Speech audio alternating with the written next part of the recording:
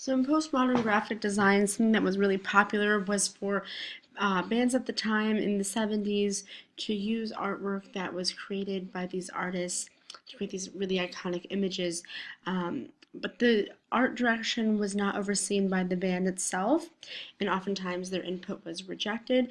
So Paula Scher was basically an art director who oversaw the creation of this by airbrush artist Roger Hewson in 1976, and he is depicting here an exploding ball of the Earth, with a bunch of guitar-shaped spaceships in a fleet around, trying to get away from this catastrophic event.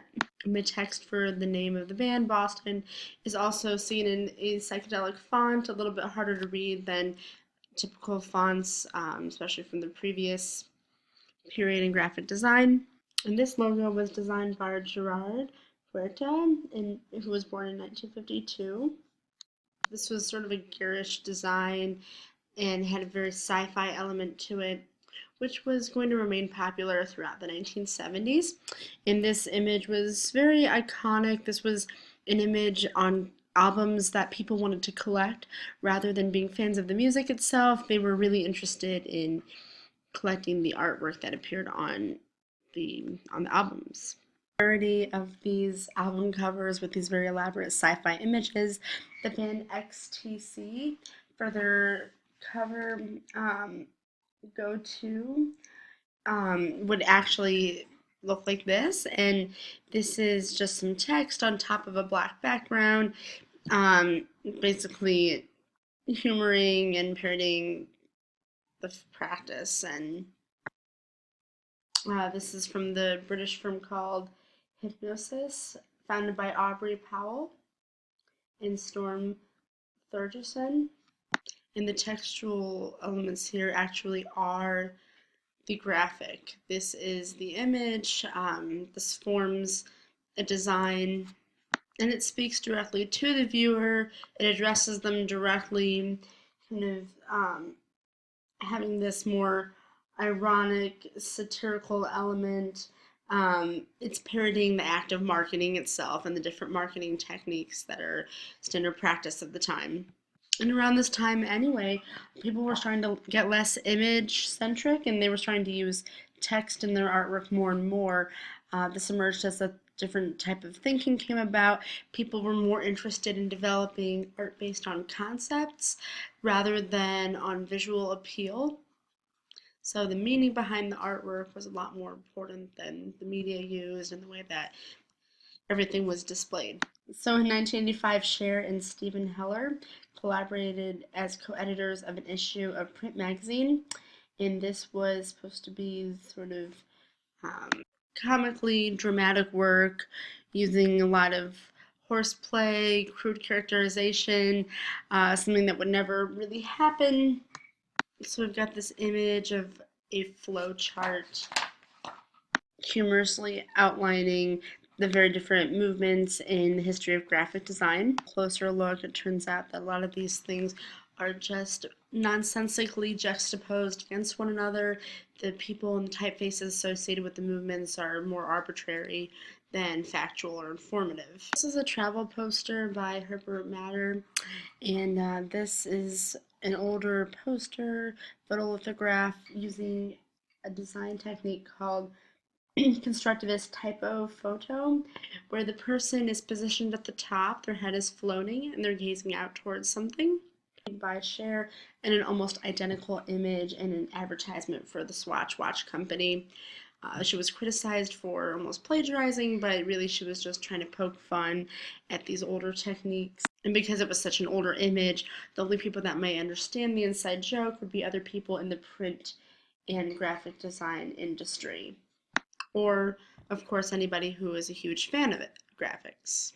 In 1957, there was a French avant-garde group called the Situationist International, which was abbreviated as SI, and one of their strategies was called détournement, where appropriated elements of the mass media were reinterpreted so as to undermine the original intent.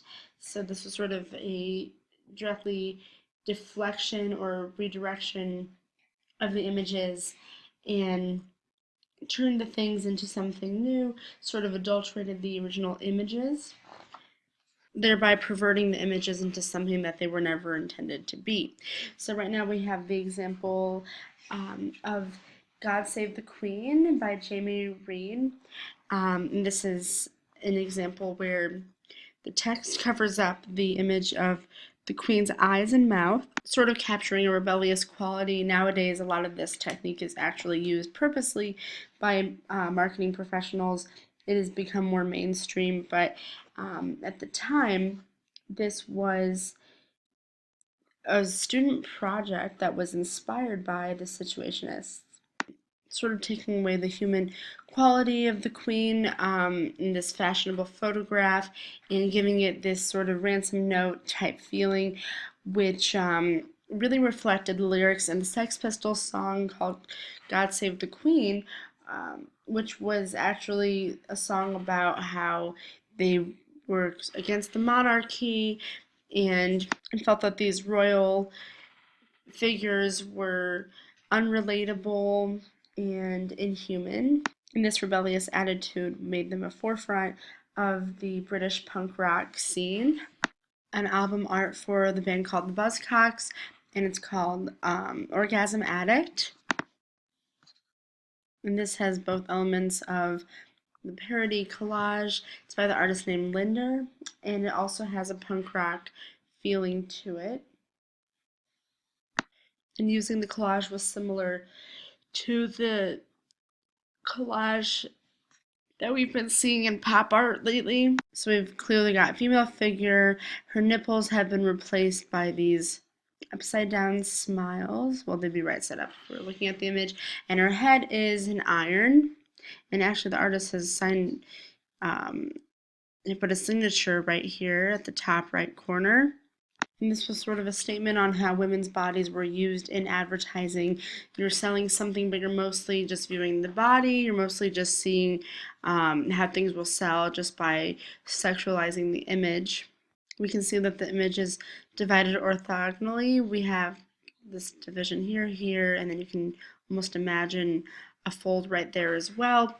And this kind of shows the leveled playing field of the art at the time. The pop art, the advertisements were seen as just as important as the fine art at the time.